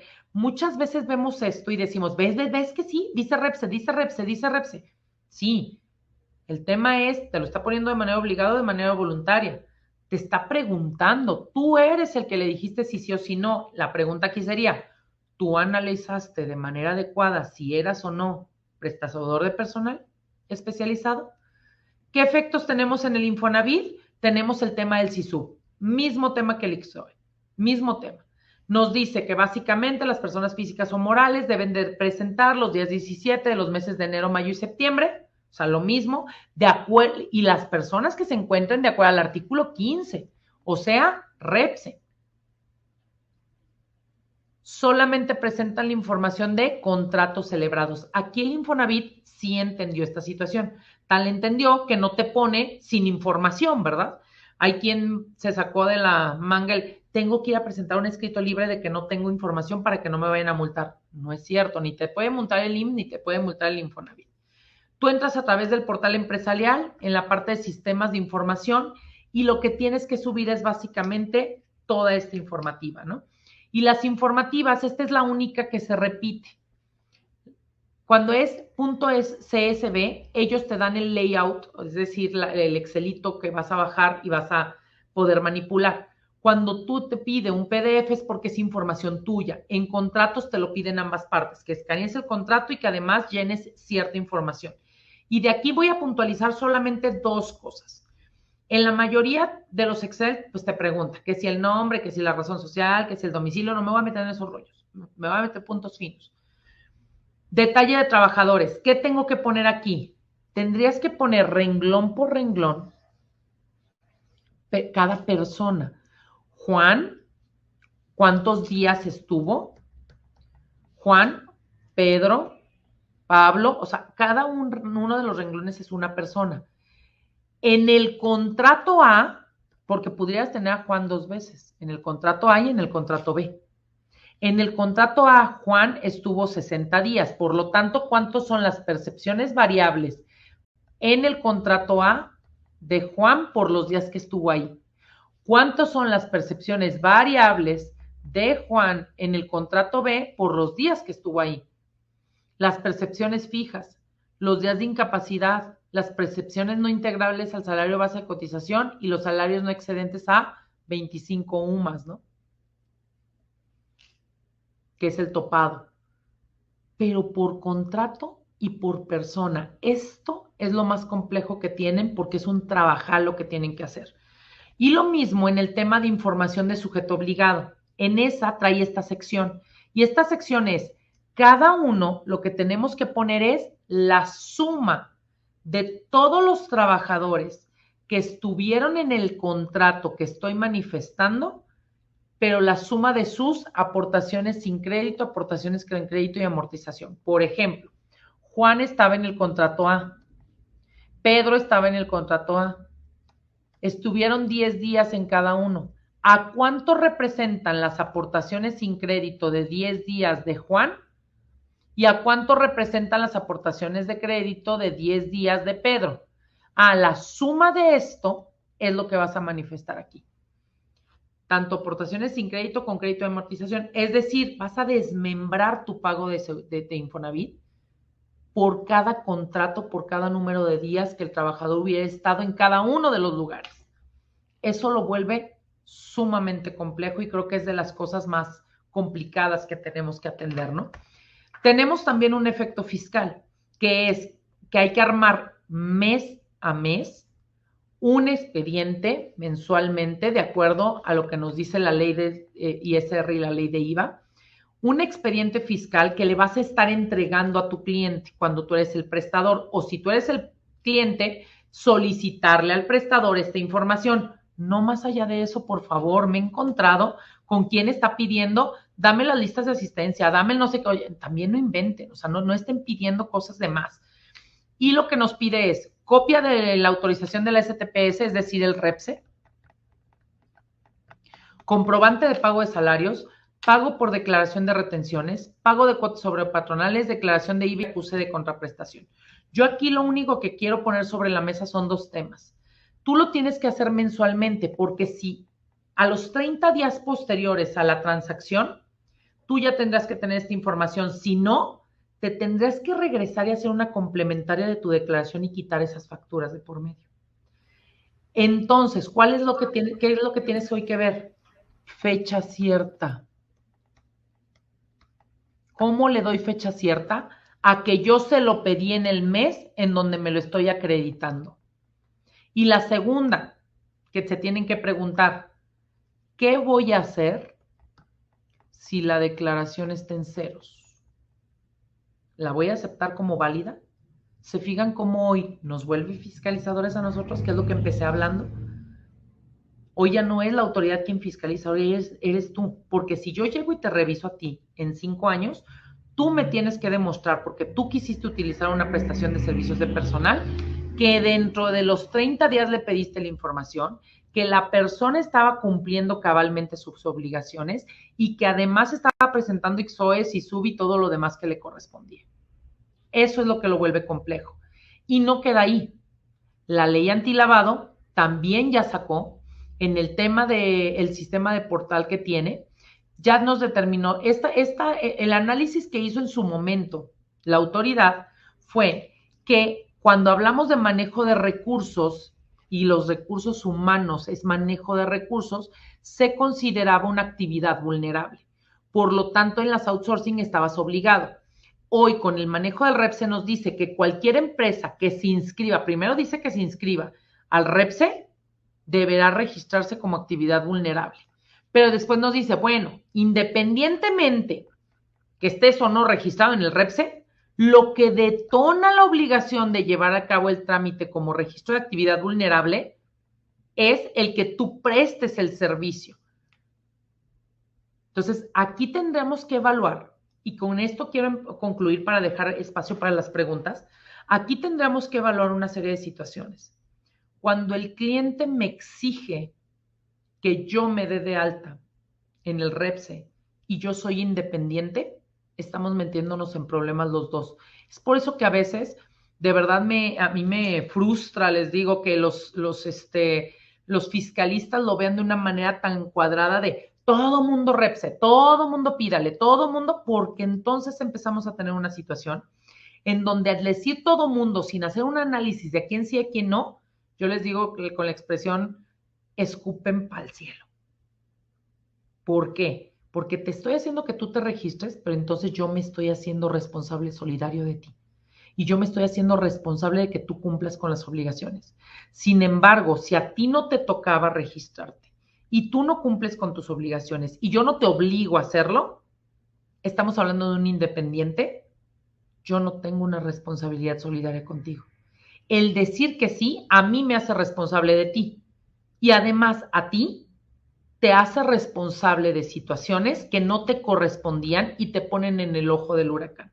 Yo entiendo que hoy en día el problema es que queremos trabajar y que el cliente me lo exige, y si me lo exige lo voy a hacer porque tengo que trabajar y quiero ganar dinero. Pero analicen las situaciones en las que se están metiendo. Ahora, sí lo voy a hacer, Carla. Ya sé que no, pero sí lo voy a hacer porque pues sí quiero trabajar y quiero que me den la chamba. Va.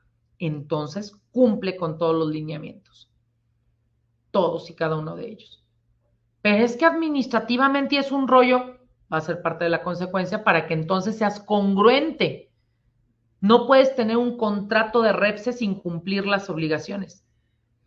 Cumplir las obligaciones cuando el contrato sea de REPSE, no cuando te registres. Si hay un cliente que te pide solo el registro, pero no hacen un contrato de REPSE, no tienes broncas, no hagas nada, solo dale su REPSE. Pero si te lleva en la corriente con todo lo que implica, pues entonces, ¿qué crees? Sí tendrás que cumplir con todas estas obligaciones y más, ¿no? Entonces, bueno, por mi parte sé que hay muchísimas dudas y preguntas, si me apoyan con irlas haciendo, con muchísimo gusto, yo quedo a sus órdenes. Les dejamos aquí nuestros datos y en nuestras redes sociales en donde nos pueden encontrar. Yo agradezco la invitación y me quedo para las preguntas que tengan con muchísimo gusto.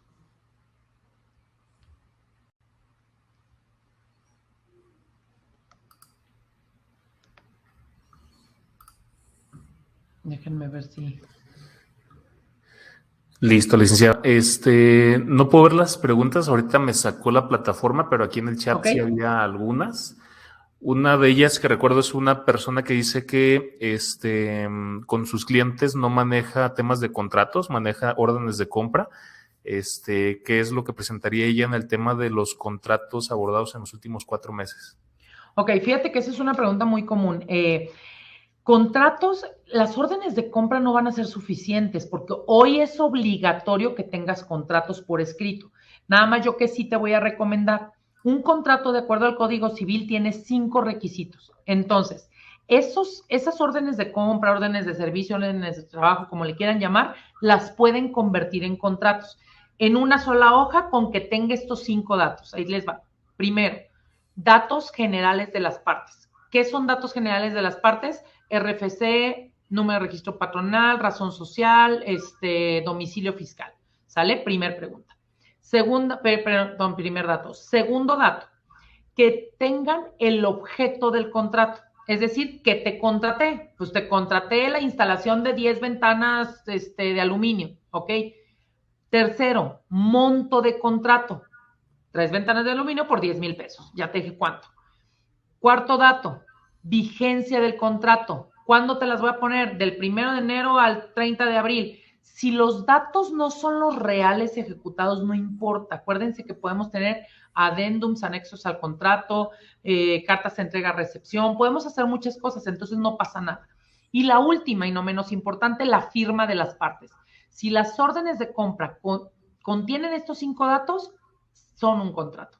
¿Sale? No necesitas el contrato jurídico tradicional de hojas y hojas de cláusulas. Esos otros tipos de contratos, ¿qué es lo que te avalan? Pues lo que tienen básicamente es que tienen cláusulas contractuales obligacionales. ¿Qué quiere decir eso? Que es que los fondos de garantía, que si incumplimos, que si las causas de rescisión, que si las causas de esto, pero en realidad la esencia del contrato fueron las 5 primeras cosas que yo te dije que vienen establecidas en el Código Civil. Otra de las preguntas es las empresas que realizan fletes, transportistas y deben estar registradas en el REPSE. Fíjate que ahí todo va a depender. yo sé que la duda mucho es, ¿yo me toca presentar o no? ¿Qué les puedo decir para que cada uno de ustedes en lo que se dediquen analicen? La primera pregunta que se tienen que hacer es, ¿presto solo al personal o lo hago al 100% con todo lo que se requiere para hacer el producto? Solo el personal. Ahora pregúntate, ¿es para mí, mi grupo de empresas o para terceros? Para terceros. Ok. La siguiente pregunta sería, ¿el tercero tiene el mismo objeto social que yo? Sí, está prohibido. No, está permitido y tengo que tramitar REPSE. ¿Sale? Ahora, si es al 100%, entonces te olvidas de todo eso, le puedes prestar el servicio, no tienes que registrarte. Ya si tu cliente te obliga es otro tema. Precisamente una de las dudas era esa de los clientes que tienen paranoia y a todos les piden REPSE. Sí, definitivamente. Digo, la verdad es de que para mí es una opinión, insisto, personal. Creo que ser tan conservador como están tratando de ser por el miedo, como decías, por la paranoia, ¿no? Por el miedo a las consecuencias, creo que va a tener consecuencias más graves que no hacerlo, que defenderte, ¿no? Pero bueno, eso lo veremos en un par de años, desgraciadamente. Sin embargo, para tratar de aportar un poquito en esa pregunta, cuando el cliente te obliga, ¿hasta dónde te obligó? ¿Solo a presentar el REPSE? Preséntalo, no pasa nada, porque dijimos que no activa nada. Pero si adicional te hizo un contrato de prestación de servicios de personal que manifieste el número de folio de REPSE y que además trae número de trabajadores que vas a poner en disposición, tú estás acreditando que los vas a poner en disposición. Por lo tanto, te guste o no, vas a tener que tener IXOE, SISU, el CIROC en el caso de construcción, el expediente fiscal y revisa la ley antilavado. Ojo con ese, quiero hacer un paréntesis porque no lo comenté. La ley antilavado tiene una problemática muy fuerte. No existe la extemporaneidad. ¿Qué significa? Tú cualquier crédito fiscal, si llega a la autoridad y me lo quiere notificar y yo ya lo pagué, ya fregaste, no te puede multar porque fue extemporáneo, espontáneo. Pero en ley antilavado no existe eso. Te va a multar aunque lo hubieras presentado de manera extemporánea. Por eso les sugiero que se acerquen a un abogado especialista en ley antilavado. Otra de las dudas era, ¿qué sucede con los contratos que abarcan más de 4 meses? ¿En la siguiente presentación de las informativas se vuelve a poner ese contrato o ya no se pone? Cuando, ahora, fíjense, hay una confusión muy importante entre el PC1 y hoy el IXOE, ¿no? El PC1, que era el anterior al IMSS, tú presentabas los contratos que firmabas en ese momento y se acabó. Hoy no, hoy vas a tener que estar actualizando. O sea, si tu contrato sigue vigente, tú tendrás que cada cuatrimestre estar presentando información de ese contrato, cada cuatrimestre. Anteriormente era una sola vez cuando firmabas. Hoy no, hoy va a ser cada que lo hagas. Muchos saludos, Ana Lilia, un besote. No te escuchas, Carlos. Listo. También nos preguntan si el IXOE, hay temas de complementarios, en dado caso que se presente sin información. En todos hay temas de, más que complementarias, no te deja complementarias, es decir, no te deja modificar lo que ya presentaste, pero sí te deja extemporáneas, ¿sale? O sea, no le he presentado, ¿qué hago? Pues preséntalo, sí te deja hacerlo extemporáneo, pero complementarias aún no tiene una modalidad. Ok. Gran parte de las preguntas yo creo que se responden con lo que mencioné ahorita sobre si me toca o no me toca. Sí, Muchas preguntas son sobre ese.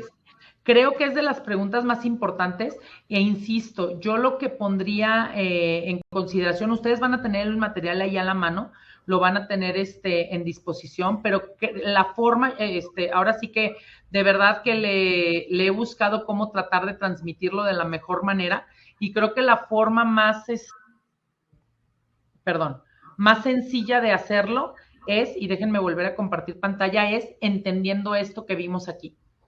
¿Qué está prohibido? ¿Qué está permitido? Y qué no juega, o sea, que es independiente al 100%. Es decir, que no juega es no REPSE, no SISUB, no IXOE, no nada, no pasa nada, ¿sale? Entonces, más bien tendríamos que ver en cuál de estas 4 casillitas cae tu empresa en la que tú estás pensando. Si entienden esto, entienden todo el REPSE. Por eso me tardo un poquito más en esta parte para tratar de explicarlo más ahora sí que detallado posible para entender esto, porque sé que es la situación. Y yo les decía, el orden de ideas en lo que se tienen que preguntar es, ¿pongo el 100% o pongo personal? Pongo personal, les decía, si ponen personal, caen en estas dos. Entonces eliminamos el independiente porque solo es personal. No, lo hago al 100%, entonces olvídate de el reps y de todo lo demás. Esto ya no juega, me quedo con el independiente. Ok. Si solo es de personal, ¿es mismo objeto social que yo? Está prohibido. ¿No es mismo objeto social que yo? No, no es mismo objeto. ¿Es para cualquier persona o es para mi grupo empresarial? ¿Sí me explico? O sea, depende de lo que te vas preguntando, será como lo vas teniendo mucho más claro, ¿no? Ok, una de las dudas también era los documentos que usted recomendaba solicitar a los clientes para evitar caer en estos temas.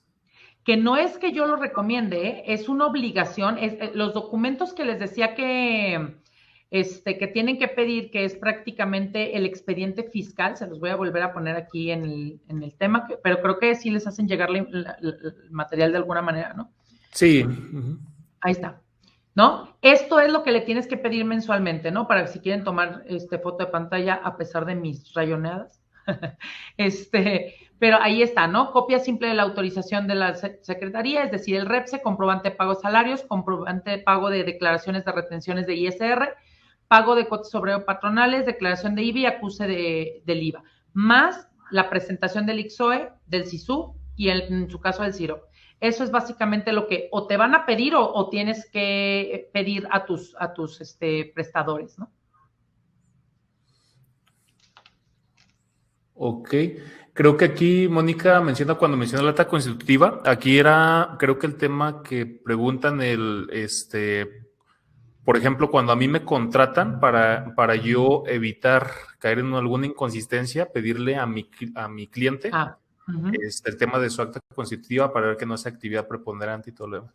Sí, lo que pasa es que les decía que normalmente estamos acostumbrados a pensar en que si a mí me quieren contratar, a mí me van a pedir el acta constitutiva. No, tú también tienes que pedir el acta constitutiva de quien te está queriendo. Es más, ¿me quieres contratar? Déjame ver si te puedo cotizar.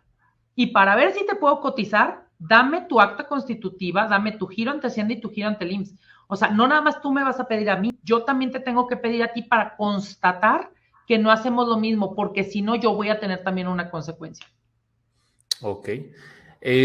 Pues a todos les vamos a hacer llegar el material, también la grabación de esta sesión, y ahí adicional vamos a incluir los datos de la licenciada Carla, para aquellos que se quieran comunicar para dudas más específicas, pues sobre todo pues que les pueda asesorar en su empresa, MSN Consultores. No, ahí le ponemos también sus redes sociales para que la sigan. Creo que gran parte de las dudas es, volvemos al tema de si estoy obligado o no estoy obligado. Pues tenemos varias actividades económicas y sería un poquito difícil poder responder a todos. Sí, claro. E incluso, si me permites, Carlos, hacer ahí un paréntesis, muchas veces incluso no es generalizado, ¿eh? O sea, es decir, nunca vas a presentar, siempre vas a presentar. No, una misma empresa, lo que tendríamos que revisar es, ¿este contrato lo tengo que presentar o no? Cada contrato, no la empresa siempre o nunca. Cada contrato, porque, por ejemplo, les voy a poner un ejemplo rápido. Yo, como despacho, por regla general, no somos sujetos a REPSE, ¿sale?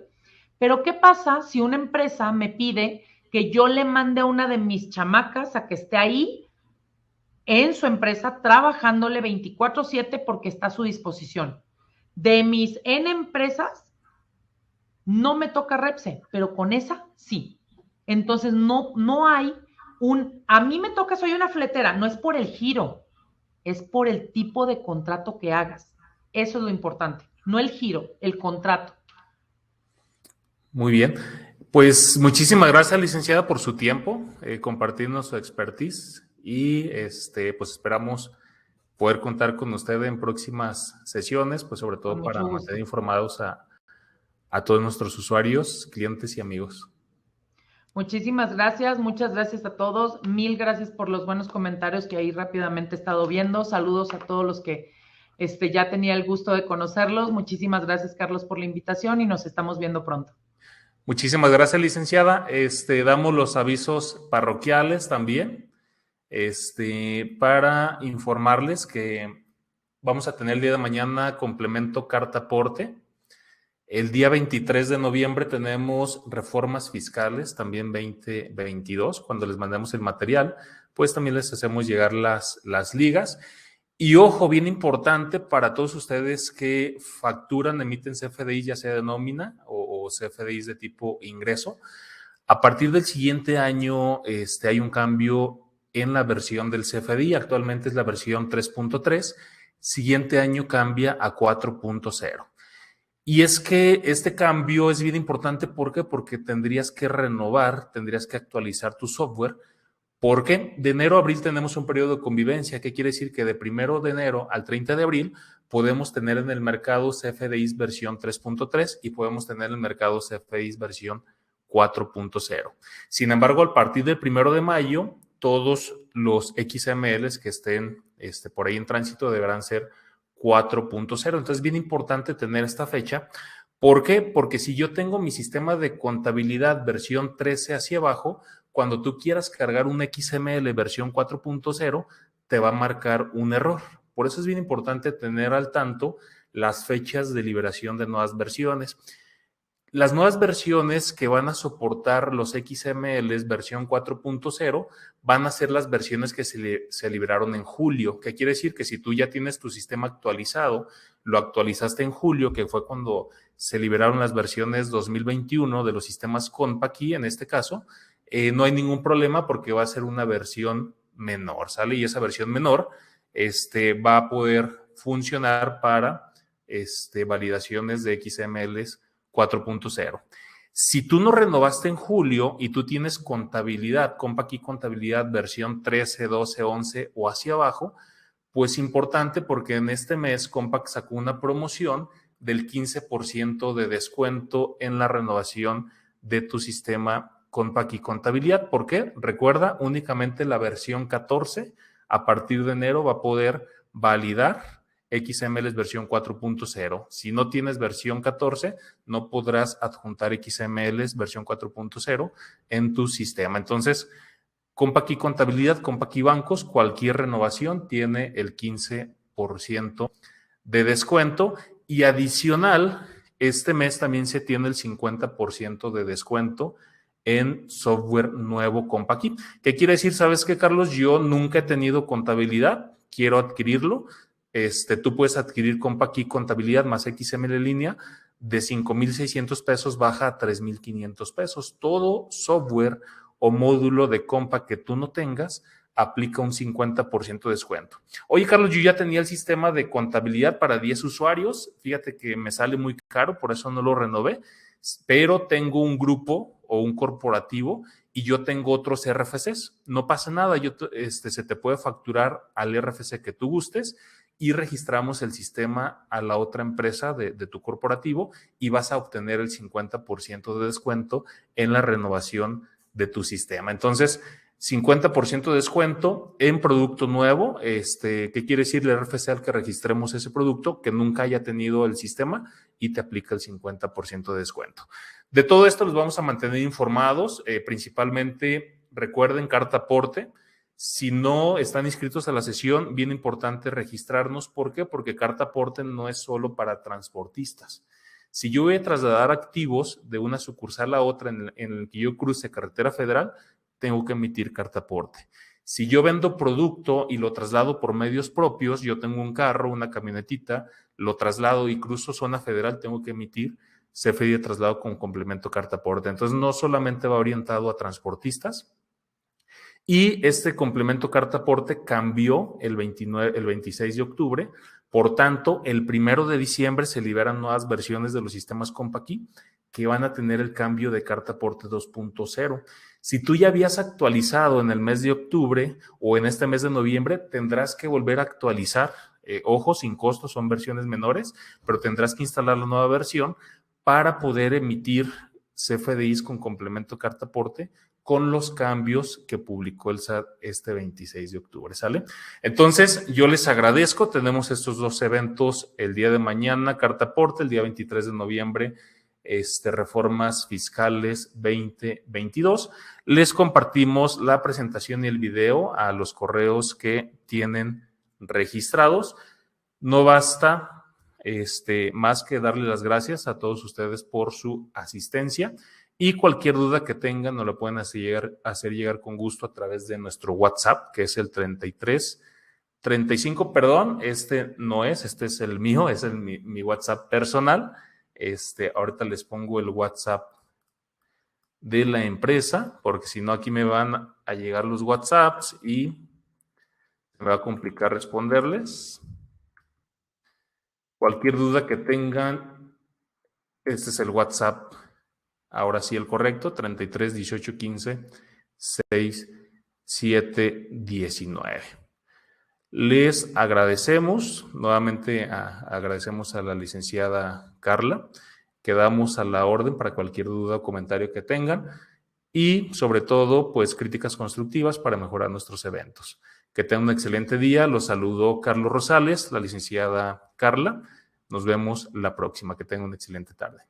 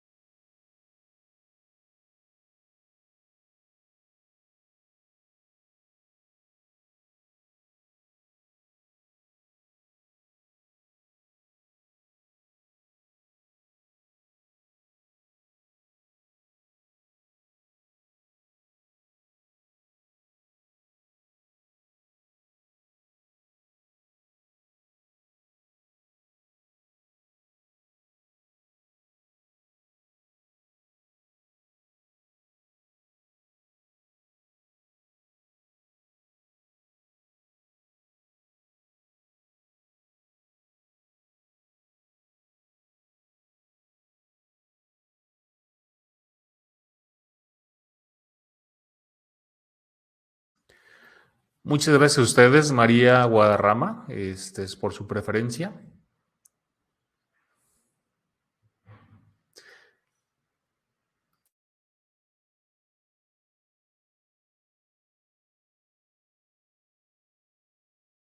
Por aquí Guillermo nos pregunta sobre el evento de mañana de carta aporte.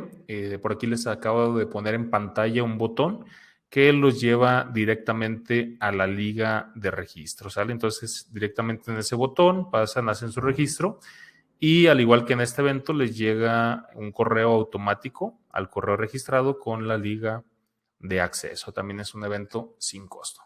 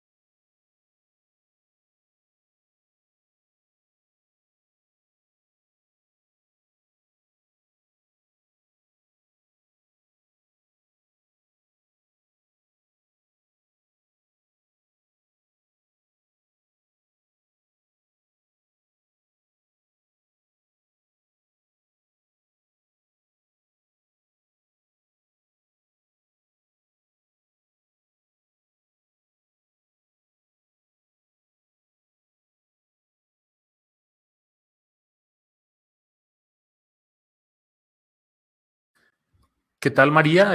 Nos comentas que te interesa el curso para el día 23 de noviembre. Te acabo de poner también en pantalla la liga de registro.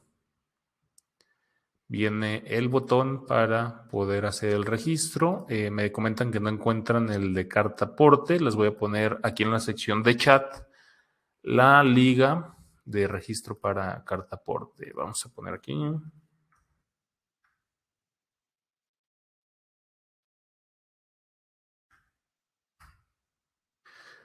Ya está ahí en la sección de chat el link de registro del evento de Cartaporte.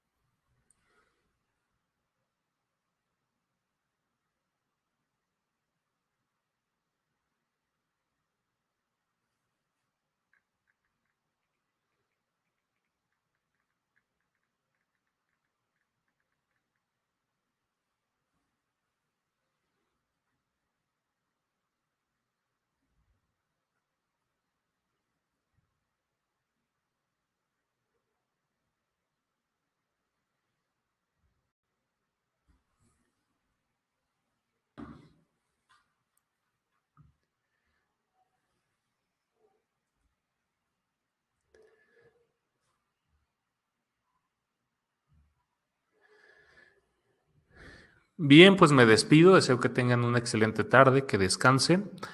Nos vemos en próximos eventos. Agradecemos su preferencia, su participación en el evento. Finalizo la sesión. Que tengan una excelente tarde. Muchas gracias y hasta la próxima.